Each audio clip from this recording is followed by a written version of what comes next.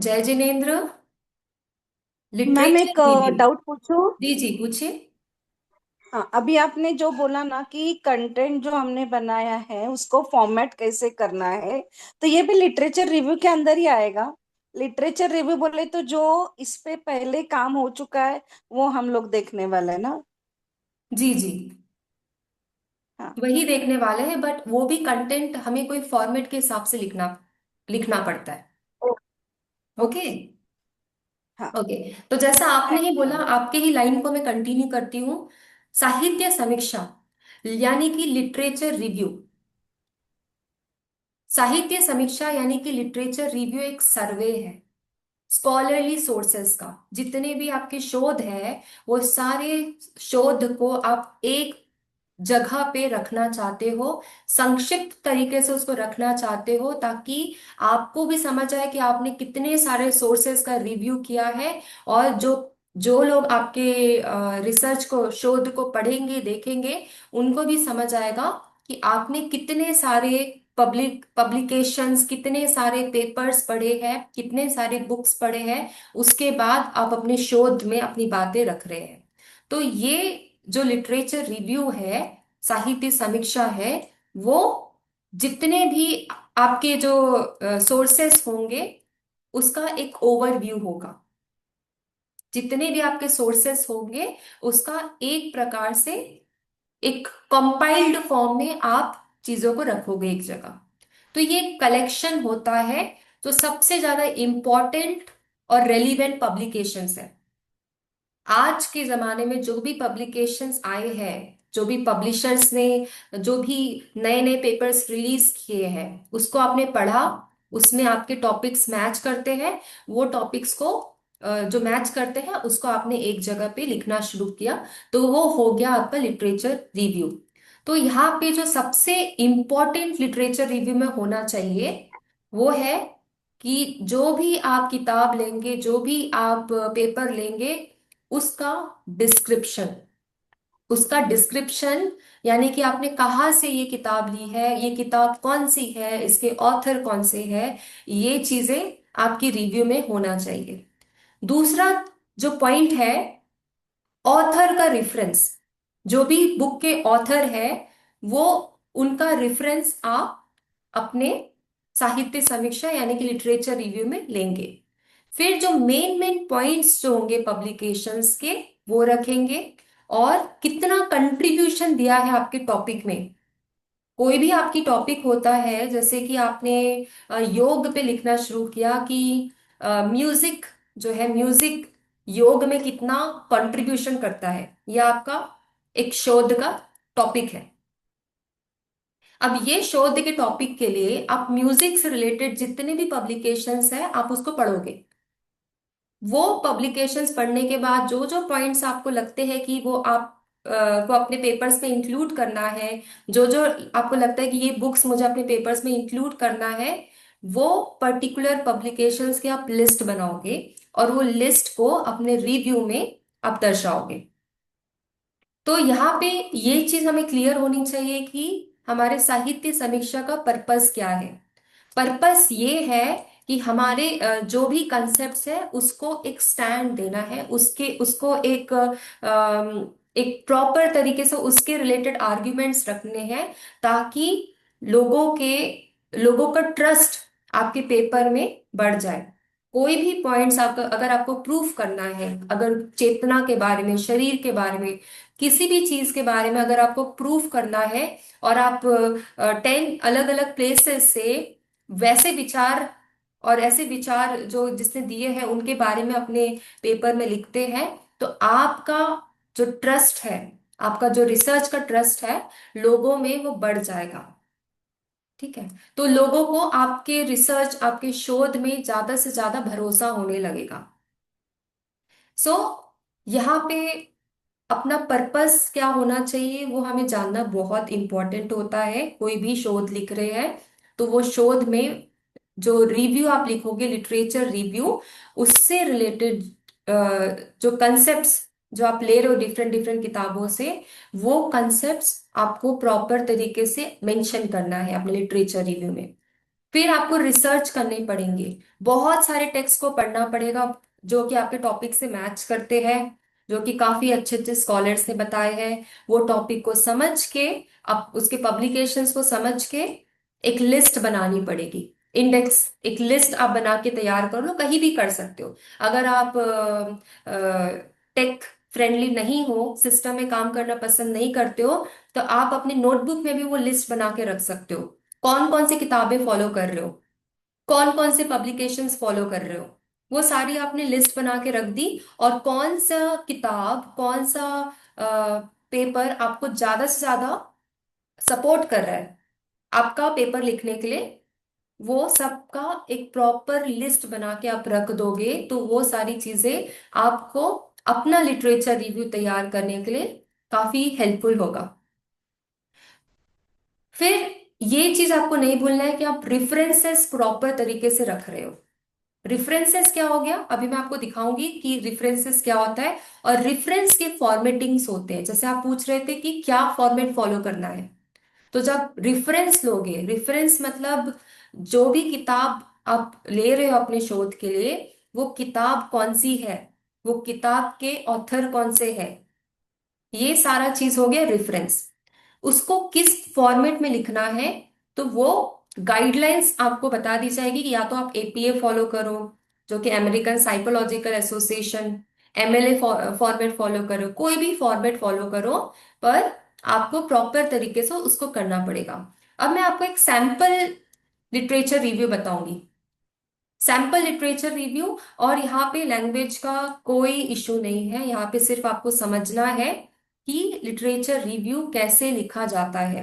क्योंकि हो सकता है कि आप ये लिटरेचर रिव्यू पहली बार देख रहे हो, तो इससे आपको क्लियर क्लियर कट समझ आ जाएगा कि लिटरेचर रिव्यू हमें कैसे लिखना है, हमें अपने विचार को रिव्यू में कैसे रखने हैं, बाकियों के विचार को रिव्यू में कैसे कंपाइल करना है। क्योंकि क्या कर रहे हैं हम, दूसरे दूसरे विचार को एक तरह से रख रहे हैं, और हम बता रहे लोगों को कि ये सब लोगों ने भी इस पर्टिकुलर एरिया में काम किया है, और हम भी इस पर्टिकुलर एरिया में काम कर रहे हैं। और हमारा काम जो है, ये ये जितने भी ऑथर्स हैं इनको फॉलो करके कुछ नया कंट्रीब्यूशन करने की कोशिश में लगा है, ये आप लोगों को बता रही हूँ। तो कोशिश ये रहेगी कि आपका जो सोर्सेस है वो काफी अच्छा होना चाहिए। जो भी आप किताब ले रहे हो, कोशिश करो कि आप पहले ही देख लो। देखने का दो तरीका, या तो पहले आप कोई भी किताब के पहले इंडेक्स कंटेंट, जो टेबल ऑफ कंटेंट होता है, उसमें देखिए कि आपके टॉपिक से मैच कर रहे हैं कि नहीं कर रहे। टाइटल से आप देख सकते हैं बुक का, किताब अगर आप बौद्ध दर्शन में करना चाहते हो, तो बुक जो है सांख्य दर्शन की तो नहीं है, बौद्ध की है ना, तो वो टॉपिक बुक उठाओगे, नहीं तो वो बुक नहीं लोगे। सबसे पहले आपने ये देखा। दूसरा, आपने कंटेंट चेक किया कि जो जो पॉइंट्स, जो जो कंसेप्ट्स आप अपने रिसर्च में लिखने वाले हो, क्या वो सेम सेम कंसेप्ट्स ये बुक मुझे दे रहा है या नहीं दे रहा है। ये दूसरी बात हो गई। तीसरा, आप पीछे भी जाके बैक कवर पे जो कंटेंट्स लिखे हैं उसको पढ़ के फाइंड आउट कर सकते हो कि ये बुक जो है आपके लिए इंपॉर्टेंट है या नहीं है। इससे आपका बुक का सिलेक्शन हो गया। वैसे ही रिसर्च पेपर का भी सिलेक्शन होता है, कौन सी पेपर्स आपको पढ़ने हैं। आप इंटरनेट में खोजोगे, आपको बहुत सारे पेपर्स मिल जाएंगे, बट वो पेपर आपके काम के है या नहीं, ये चुनना बहुत इंपॉर्टेंट है। ये आप सिलेक्ट कैसे कर सकते हो, एब्स्ट्रैक्ट होता है। एब्स्ट्रैक्ट मतलब शॉर्ट में वो पेपर के बारे में उसकी जो फाइंडिंग्स होती है, वो पेपर का शॉर्ट में बताया जाता है एब्स्ट्रैक्ट के रूप में। ठीक है, मैं आपको बताती हूँ यहाँ पे कैसे होता है। सो ये हो गया हमारा रिव्यू, जो कि सर्वे है स्कॉलरली सोर्सेस का, और ये कोई भी पर्टिकुलर टॉपिक का ओवरव्यू बताता है। तो ये आपके थीसिस स्टेटमेंट का डिस्कशन रहेगा, और थीसिस स्टेटमेंट का गोल्स या पर्पस क्लियर रहेगा। जो आपका रिव्यू होगा, वो सबसे इम्पोर्टेंट जो पब्लिकेशंस होंगे उसके कलेक्शंस होंगे। और ये रिव्यू आपको हेल्प करेगा आपकी रिसर्च को आगे लेके जाने के लिए। क्योंकि कोई भी बात हम प्रूफ करना चाहते हैं, तो उसके लिए हमें जो आसपास की जो चीजें हो रही है, ट्रेंड्स हो रहे हैं, उसकी हेल्प लेनी ही पड़ती है। सो यहाँ पे आप देख सकते हो, ये हो गया टॉपिक। अभी टॉपिक क्या है उस पर ध्यान नहीं देंगे। ठीक है। यहाँ पे सबसे पहले आप टाइटल लिखोगे, टॉपिक लिखोगे। उसके बाद आप शुरू करोगे। यहाँ पे आप देख सकते हो कि आप आपने लेंथ क्या रखी है, यहाँ पे थोड़ी सी स्पेसिंग दी गई है।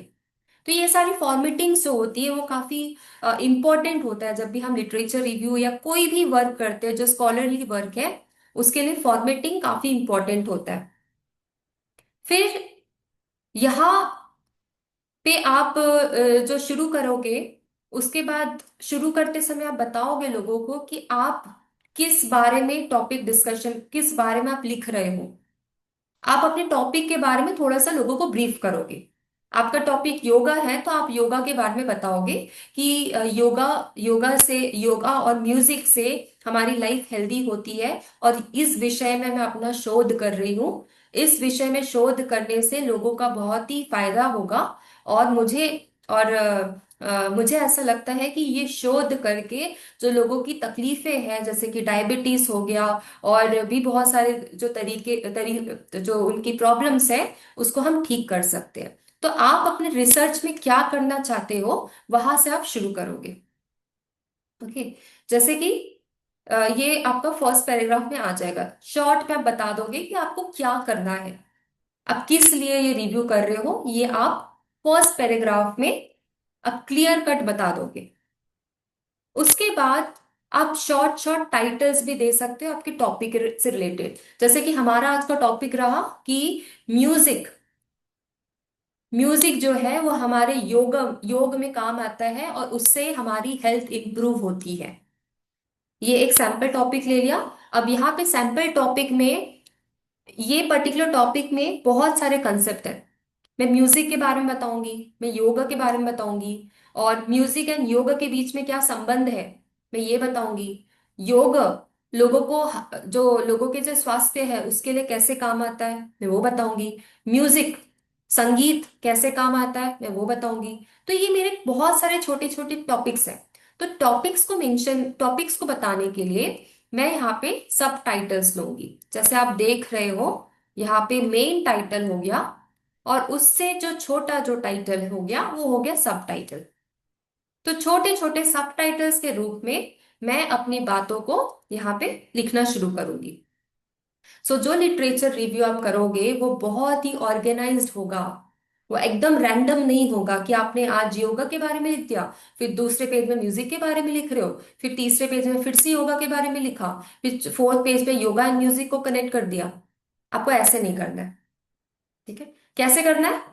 जो भी कार्य करोगे उसको ऑर्गेनाइज्ड वे में करना है, स्टेप बाय स्टेप प्रोसेस करना है। तो यहाँ पे अगर आपने सब टॉपिक लिखा, तो आपकी क्लैरिटी हो जाएगी कि आप अब किस बारे में लिखने वाले हो, किस टॉपिक में लिखने वाले हो। योगा के बारे में लिखने वाले हो तो योगा से रिलेटेड कंसेप्ट्स आप यहाँ पे लिखोगे। तो योगा के बारे में आपके जो कंसेप्ट्स रहते हैं वो आप यहाँ पे लिखना शुरू करोगे।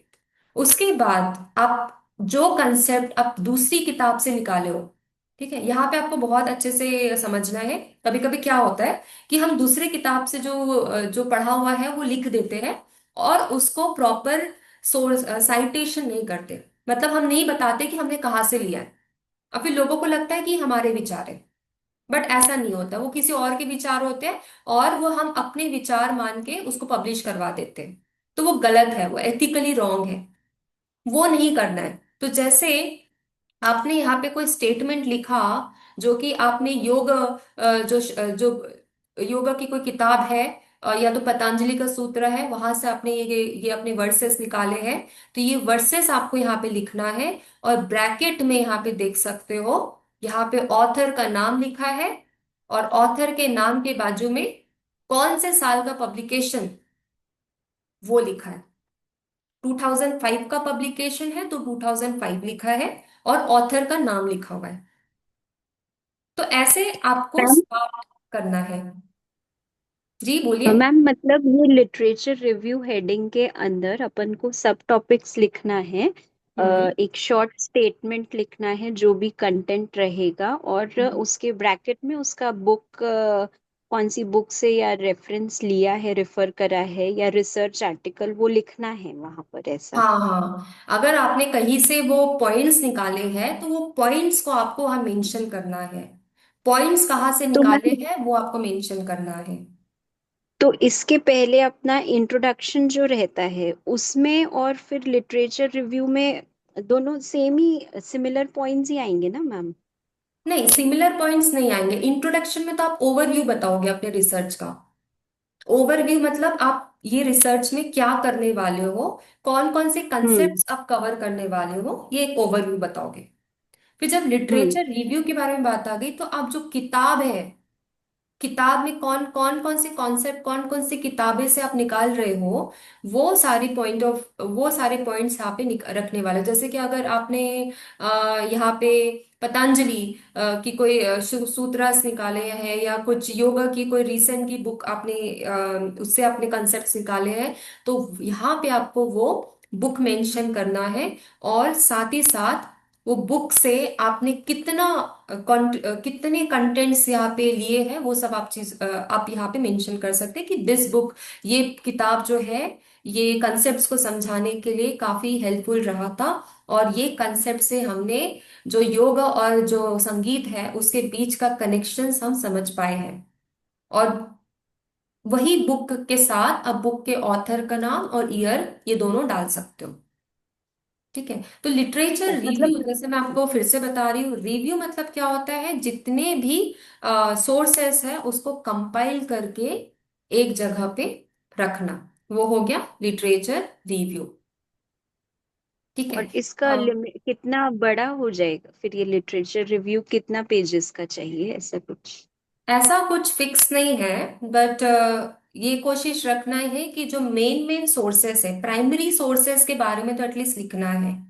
सपोज हम्म। आपने 10 प्राइमरी सोर्सेस लिए हैं, 10 इंपॉर्टेंट किताब लिए हैं जो कि आपके थीसिस में आपको हेल्प करेंगे, तो वो 10 किताब के बारे में शॉर्ट शॉर्ट में आपको लिखना है। आपको अगर सेकेंडरी सोर्सेस को स्किप करना है तो आप सेकेंडरी सोर्सेस को स्किप कर सकते हैं। सेकेंडरी और सोर्सेस रिसर्च मतलब आर्टिकल्स? रिसर्च आर्टिकल्स में कितने लिखने, रिसर्च आर्टिकल में शॉर्ट रहेगा वहां। ओके। वो मेन ऐसा, प्राइमरी के ऊपर। हाँ, समरी, एज अ समरी और एज अ बैकग्राउंड जो बोल सकते हैं। एज अ बैकग्राउंड आप बताओगे कि ये किताबें मैंने फॉलो की है, और ये किताबों में मुझे ये सारे पॉइंट्स मिले हैं। और जैसे कि मैंने यहाँ पे बताया, जहां से आप जो कॉन्सेप्ट्स निकालोगे वो कॉन्सेप्ट्स के जो ऑथर है उसको भी आप हाईलाइट करोगे। ओके। ठीक है। मतलब मेजर फोकस रहेगा प्राइमरी सोर्सेस पे। हाँ और ये लिटरेचर रिव्यू में जो हम लोग काम कर रहे हैं, या जो हमारे दिमाग में जो कुछ है वो इसमें कुछ नहीं आएगा। जो नहीं सोर्स नहीं, हमने यूज किया है हाँ उसका हाँ ही जो भी हमने लिया है वो इसमें आएगा। हाँ, बिल्कुल बिल्कुल, जो हम ओके। जहां से ले रहे हैं वही इसमें आएगा। जो आप खुद का जो लिखोगे ना, वो इसके बाद डिस्कशन एंड एनालिसिस बात है। होगी, उस पे आप लिखोगे। ओके। ठीक है। मैम, तो ओके। फिर संदर्भ सूची और ये साहित्य समीक्षा, इसमें क्या फर्क रहेगा मैम? इसमें ये फर्क रहेगा कि यहाँ पे आप दूसरों के विचार लिख रहे हो, यहाँ पे आप ओके। दूसरों के विचार मेंशन कर रहे हो, दूसरों के विचार बता रहे हो। पर जब आप उसको डिस्कशन करोगे तो वहां पे आप अपने विचार लिखोगे, आप क्या नहीं समझते नहीं, हो लास्ट पर्टिकुलर। में मैम जो संदर्भ सूची बताते हैं ना मैम, कि ये किताब, ये पब्लिकेशन की, वो तो, उसमें और इसमें क्या फर्क? वो आपका इंडेक्स, मतलब वो आपका पूरा साइटेशन रहेगा। जैसे मैं बताती हूँ, ये वो आप बोल रहे हो ना, बिब्लियोग्राफी का बोल रहे हैं ये मैम। आप बोल रहे हो तो ना, उसमें तो सिर्फ बुक का हाँ नाम हाँ आएगा, हाँ। यहाँ पे हमने उसमें इसमें से ओके। क्या लिया है ये हो वो गया। भी आएगा समीक्षा के ये अंतर्गत। लिस्ट है जो कि पेपर के एंड में इंक्लूड होगा, जितने भी पब्लिकेशंस आपने लिए हैं लिटरेचर रिव्यू में, हम्म। वो सारे लिस्ट यहाँ पे मेंशन करोगे। इसको हम बोलते हैं हम्म। रेफरेंस। और यहाँ अच्छा। पे आप देख सकते हो, यहाँ भी कोई ना कोई फॉर्मेट फॉलो किया हुआ है। हम्म। और यहाँ पे आपको प्राइमरी सोर्सेस और सेकेंडरी सोर्सेस सब कुछ रखना है, यहाँ पे आप सब कुछ कुछ, स्किप हाँ, नहीं जो कर सकते हो। ओके। ठीक है। जैसे आप देख सकते हो यहाँ पे प्रॉपर फॉर्मेट फॉलो किया है, यहाँ पे ऑथर के नाम लिखे गए हैं, फिर ऑथर का जो पब्लिकेशन का जो डेट है वो ब्रैकेट में लिखा गया है, फिर टॉपिक लिखा गया है, जो टॉपिक है कि चाइल्ड बिहेवियर में ये पर्टिकुलर केमिकल है वो कितना काम आता है, ये सैंपल है, तो ये जो वर्ड्स है आपको इस पे ध्यान नहीं देना है, क्योंकि आप वर्ड्स भी देख सकते हो, कैसे वो लिखा सही गया नहीं है है, वो ध्यान में ये बस रखना है। सैंपल हाँ है। बस। फिर उसके बाद ये हम्म। पब्लिकेशन का नाम है कि कौन से पब्लिकेशन से लिया है, उसमें कौन से वॉल्यूम से लिया है, और उसके बाद जो पेज नंबर, कौन से पेज हम्म। से लिया है, वो भी आप इसमें मेंशन करोगे कि कौन से कितने पेजेस फॉलो किए हैं। अगर किताब 500 पेज का है, अगर आपने 300 से 400 पेज लिया है, तो वो यहाँ पे आपको मेंशन करना पड़ेगा कि मैं यहाँ पे 300 से 400 पेज आपने लिया है। वैसे आप दूसरे हम्म। एग्जाम्पल देख सकते हो, यहाँ पे दो ऑथर है, एक से ज्यादा ऑथर है, तो दोनों ऑथर के नाम लिखे गए हैं। दोनों ऑथर के हम्म। नाम लिखने के बाद ब्रैकेट में पब्लिकेशन ईयर डाला गया है। पब्लिकेशन ईयर डालने के बाद फिर से आप देख सकते हो कि टाइटल लिखा गया है। टाइटल जो भी आपकी किताब का टाइटल होगा वो लिखा लिखा जाएगा। टाइटल लिखने के बाद आपका जो पब्लिशर्स है वो लिखा जाएगा। फिर वॉल्यूम है, 43 वॉल्यूम है या 5 उसका सीरियल नंबर है, वो लिख के यहाँ पे आप पेज नंबर लिखोगे। अब इसके ये करने के लिए काफी ऑनलाइन टूल्स अवेलेबल है। पहले हम मैन्युअली करते थे, खुद से करते थे, बट आजकल जो काफी इजी हो गया है, ये आपके लिए काफी आसान हो गया है। आप वो टूल्स में सिर्फ आप अपने बुक का टाइटल भी डालोगे, तो वो अपने आप ये फॉर्मेटिंग करके आपको मिल जाएगा। तो बस ओके। आपको वो टूल्स कैसे काम करता है वो सीखना पड़ेगा। वो सीखना पड़ेगा। हाँ, टूल्स कैसे काम कर। फॉर्मेटिंग इज इम्पोर्टेंट, ये जो फॉर्मेट का दिया है वो इम्पोर्टेंट है कि हमको ये फॉर्मेट फॉलो करना हाँ, जैसा भी आपको फॉलो करने बोला गया है, जो भी आपके पीएचडी गाइडलाइंस दिए गए होंगे कि ये आपको फॉलो करना है, वैसा ही आपको फॉलो करना पड़ेगा। अगर वहां पे है। MLA yes. स्टाइल बोला है, शिकागो स्टाइल बोला है, तो आपको वही फॉलो करना पड़ेगा। ये ये स्टाइल भी पहले समझ के लेने पड़ेगी मैम। जी। ये जो स्टाइल्स है एमएलए शिकागो, हाँ ये भी पहले थोड़ी हमको समझ के लेनी पड़ेगी। हाँ, वो आपको आपके गाइडलाइंस में दिया होगा कि कौन सी आपको फॉलो करनी है, तो वही यस। आपको फॉलो करनी है, उससे अलग आप फॉलो नहीं कर सकते हो। फॉर्मेट जो ओके। प्रॉपरली जो बताया जाएगा वही आपको फॉलो करनी पड़ेगी। और ये ओके। रेफरेंसेस देख, आपका जो रिसर्च हो जाता है, ये आपके आर्टिकल्स आपने तैयार कर लिया है, उसके लास्ट में ही आप ये सारी चीजें लिखते हो। रेफरेंसेस यहाँ पे देख सकते हैं कि अराउंड 20 या 10 कुछ होंगे, तो आप अगर रिसर्च थीसिस लिख रहे हो तो उसमें रेफरेंस ज्यादा होंगे। अगर आपके डिसर्टेशन है तो रेफरेंस थोड़े कम होंगे। अगर आपकी आर्टिकल्स है तो रेफरेंस और कम होंगे। तो आपके जो पेपर लेंथ है उसके हिसाब से आपके रेफरेंस उस पर डिपेंड करते हैं। ऐसा नहीं होना चाहिए कि आप आर्टिकल्स लिख रहे हो और आपके रेफरेंस 100 के ऊपर जा रहे हैं, वैसा नहीं होना चाहिए। अगर आप कोई रिसर्च आर्टिकल लिख रहे हो तो रेफरेंस ज्यादा से ज्यादा 20 तक ही होना चाहिए, उससे ज्यादा नहीं होना चाहिए। ओके। तो अभी समझो मैम कि एग्जाम के हिसाब से समझो कि हमको लिटरेचर रिव्यू कोई एक क्वेश्चन रेडी करना है, तो उसमें हमें लिटरेचर रिव्यू के लिए कोई एक एग्जाम्पल लेके उसके आधार से लिखना पड़ेगा। कोई एग्जाम्पल मतलब फिर से समझाएंगे, क्या बोलना चाह रहे हैं? मतलब समझो कि अभी लिटरेचर रिव्यू, मुझे एक कोर्स वर्क एग्जाम के लिए लिटरेचर रिव्यू एक क्वेश्चन अच्छा रेडी करना है। अच्छा अच्छा। हाँ। तो हम्म। फिर अभी उसमें कैसे टाइप से लिख सकते हैं कि समझो लिटरेचर रिव्यू क्या है ये सब लिया, पर उसमें कोई एक छोटा सा एग्जाम्पल लेके हमको क्वेश्चन रेडी करना पड़ेगा क्या? देखिए, आप जो पूछ रहे हैं कि अगर आपको कोई कोर्स वर्क मिला है, कोई टॉपिक पे ही हाँ। मिलेगा ना आपको, कोई टॉपिक पे ही मिलेगा, है ना? अभी समझो ये हमारा रिसर्च मेथोडोलॉजी ये सब्जेक्ट है।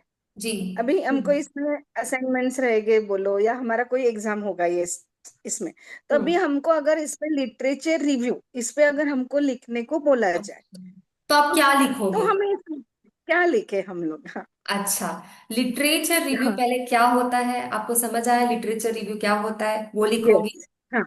ठीक है। यस। हाँ। उसके बाद लिटरेचर रिव्यू हम क्यों करते हैं वो लिखोगे। ओके। ठीक है। हम्म। लिटरेचर रिव्यू के स्टाइल्स कैसे होते, कौन से फॉर्मेट्स आप यूज करते हो जो मैं आपको अभी बता रही हूँ, आप वो लिखोगे। ठीक है। ओके। लिटरेचर रिव्यू करने से आपको आपकी जो रिसर्च पेपर है वो कैसे दिखती है, और उसमें आपको क्या फायदा मिलता है, आप वो लिखोगे।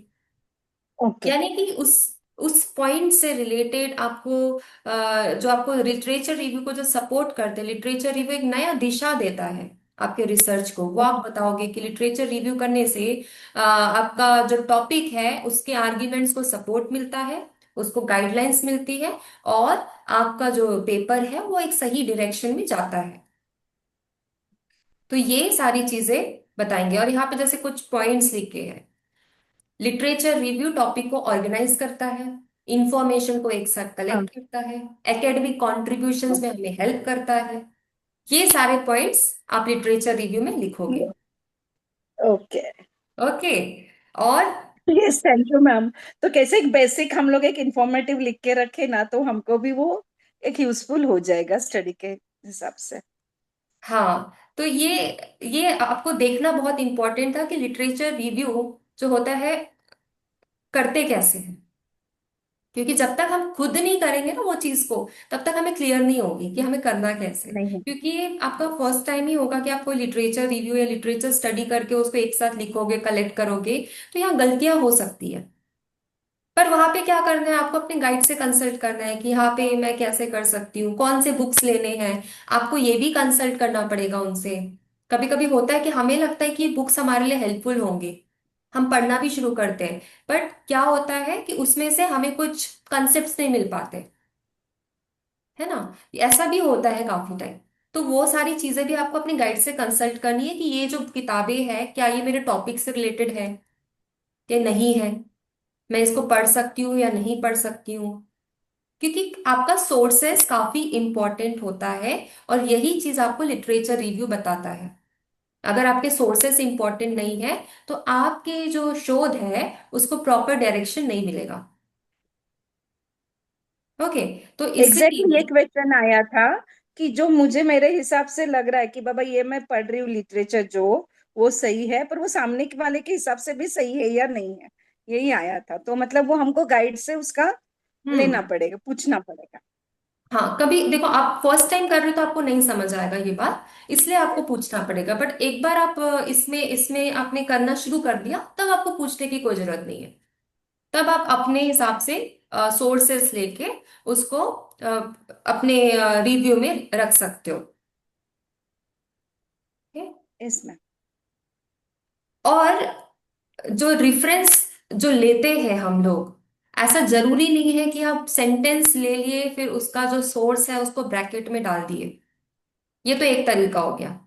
दूसरा तरीका ये हो गया कि आप सीधे वो किताब में क्या लिखा है वहां से आप बोलना शुरू कर दिए कि दिस बुक, ये बुक में ये बुक में लिखा गया है कि योग करने से हमारी हेल्थ प्रॉब्लम फिक्स हो जाती है, हमारी बीमारियां दूर हो जाती है। ये बुक में ये जो वक्ता है ऐसा बोलते हैं कि योग करने से शरीर में फुर्ती आती है।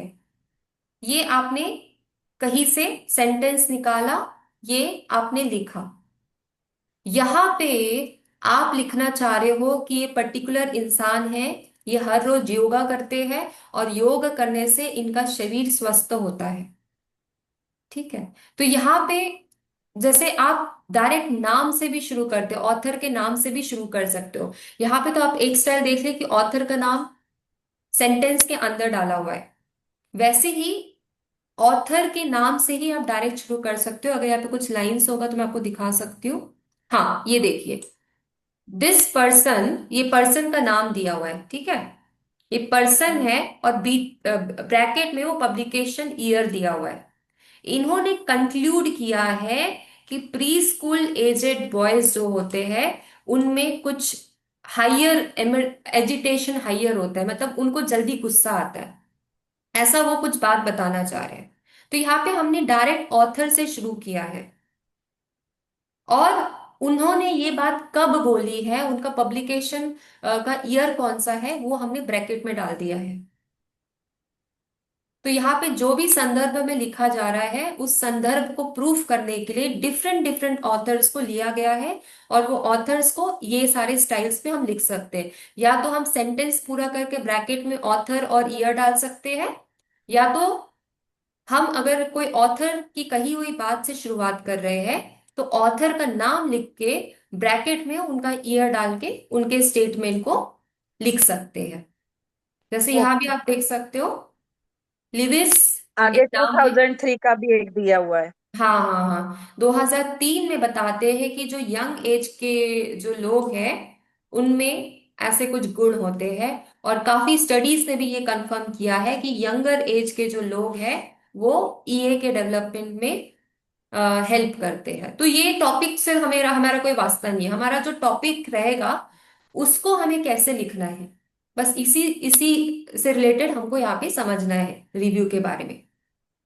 तो यहाँ पे आप अच्छे से कोई देख भी सकते। एक कोई जी भी एक फॉर्मेट यूज कर सकते हैं।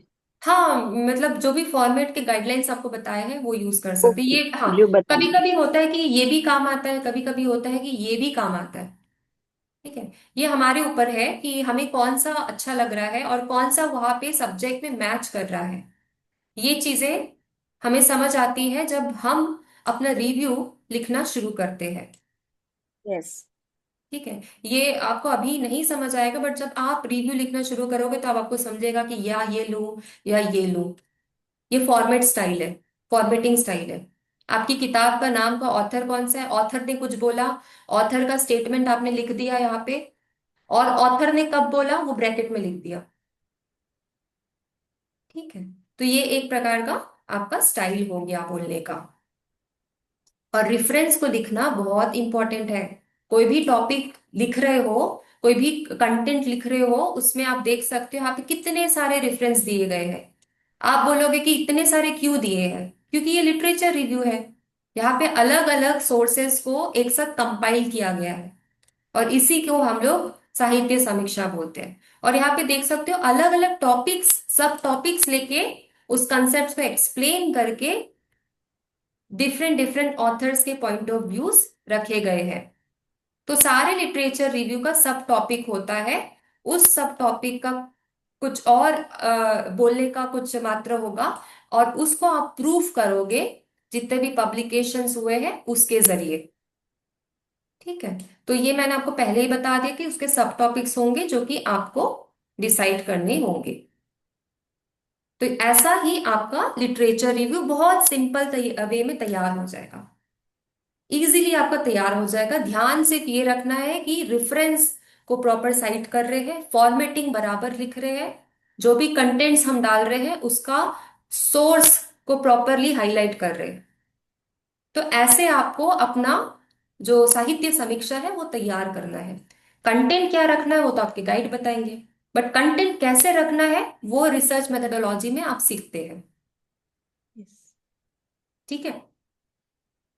तो ओके। जो हमारा टॉपिक है या सब्जेक्ट है उसको ये साहित्य समीक्षा वेटेज देती है। जी बिल्कुल, बिल्कुल, यही यही पॉइंट है जो आपको समझना है रिव्यू के बारे में।